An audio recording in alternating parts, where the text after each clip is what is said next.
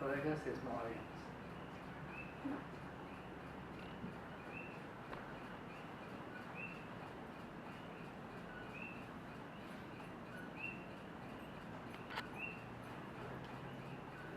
Okay, my name is Nielsen Izumi.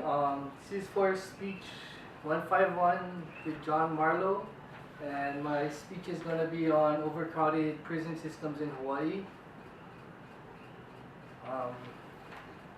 There is a big issue in Hawaii with its overpopulated prison system. It's an ongoing issue that needs to be addressed. It started in the 1980s, and the problem has only gotten worse. Because of the overpopulation in our prisons, there is an increased potential for violence. One of the biggest problems that arose when doing my research was inmates living in inhumane conditions. As you can see in my PowerPoint, inmates were forced to sleep on dirty floors because of the lack of bed space. This picture over here is Hawaii Correctional Facility in the Big Island of Hilo. Some inmates were forced to sleep on dirty floors because of the lack of bed space. Some inmates slept on floors with no bedding at all. Can you imagine sleeping on the floor in your garage? That's pretty much what the inmates are doing in some of our prisons in Hawaii. Another issue is the basic necessities. Inmates are issued once a week. The prison issues each inmate a bar of soap, a shampoo, and a tube of toothpaste, which lasts about 3 days. If you don't order these items through the prison commissary, you end up sometimes bathing with no soap or shampoo. Is that the way to live? Next issue is the food supply shortage in our prison system. The Department of Public Safety is supposed to supply each inmate 3 adequate meals per day. Some meals are anything but that. Some meals are so bad that some inmates refuse to even eat. A lot of times, inmates are leaving the mess hall still hungry. That is what's going on in our prison systems in Hawaii. One of the biggest reasons of the overpopulation in our prison system is because of the ICE epidemic that hit Hawaii in the early 1990s. Since then, Hawaii's crime rate and arrests have gone up substantially. As you can see in my PowerPoint, from 1995 to 2002, Hawaii's prison population is growing at twice the average rate in other states.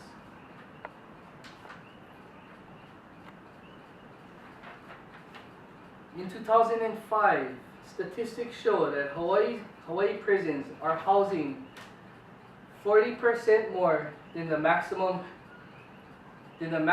capacity it can hold.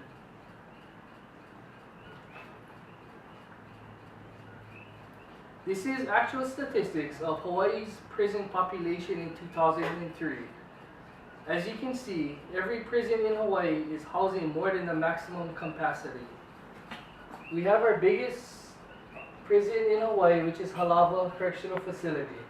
It houses 992 inmates, and in 2003 it was housing 1,289. Our second biggest is Oahu Community Correctional Center. This is mainly for pretrial offenders waiting to get sentenced. The bed space was 954, and the total count over there was 1138. But as you can see, every other facility at the time was overpopulated. Because of the overpopulation, Hawaii has contracted with CCA, Corrections Corporation of America, a private firm, to house inmates in the mainland. These are some of the states that held Hawaii inmates in 2003. 2 facilities in Oklahoma, Bassett Correctional Center and Diamondback Correctional Facility, and also in Florence, Arizona, we have Florence Correctional Center. Sending inmates to the mainland to complete their sentencing not only costs Hawaii money, it causes hardship for inmates' families and friends because of lack of visitation. For some inmates, their families cannot afford to fly to the mainland for visits. The only connection they have is through phone calls, which cost money. In September 2007, CCA, Corrections Corporation of America, built Saguaro Correctional Facility. A facility that was big enough to consolidate all Hawaii inmates that was housed in the mainland.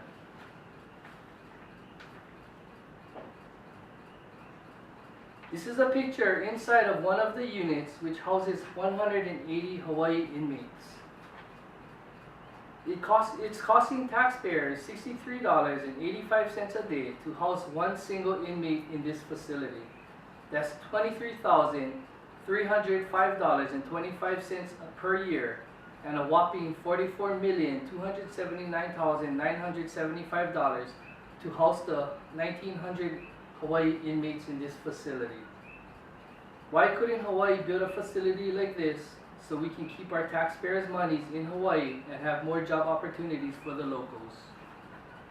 We have enough space in the islands to build something like this. In a survey done in 2010, 73% of all inmates were arrested because of drug or alcohol-related crimes. I feel to relieve some of this inmate population,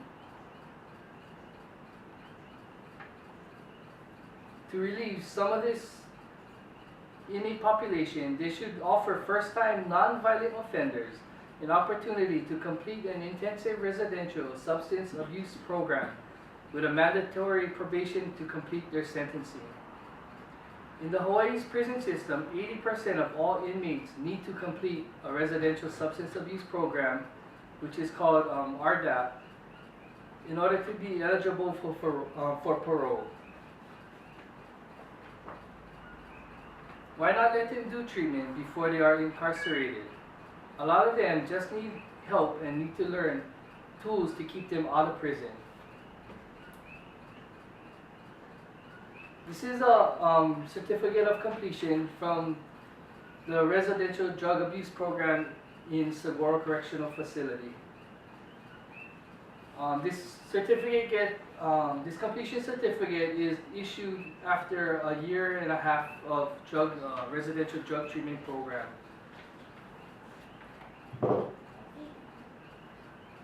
There is hope. There's a lot of solutions that people can come up with, but ultimately there is hope out there. There's programs that can help people, residential programs. I think they should do better in reintegrating the prison population, so when they come out, the recidivism rate is much lower.